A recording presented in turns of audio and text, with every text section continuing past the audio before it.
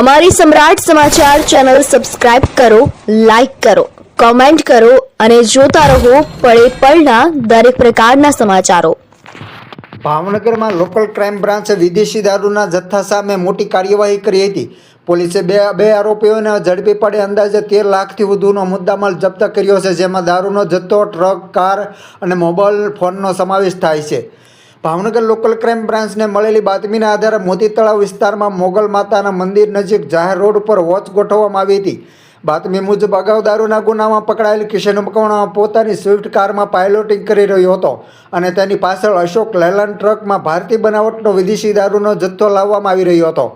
પોલીસે તાત્કાલિક કાર્યવાહી કરી કાર ટ્રકને અટકાવી તપાસ કરતા કુલ 102 પ્લાસ્ટિકની 2 લીટરની સીલ પેક બોટલો મળી આવી હતી, જેમાં ઇમ્પિરિયમ બ્લુ, રોયલ ચેલેન્જ અને રોયલ સ્ટેગ બ્રાન્ડનો સમાવેશ થાય છે।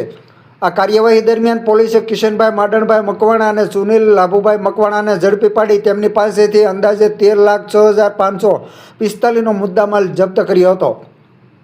જપ્ત કરાયેલ મુદ્દામાલમાં દારૂનો જથ્થો, 3 mobile phone, Ashok Leyland truck, Maruti Swift કારનો સમાવેશ થાય છે।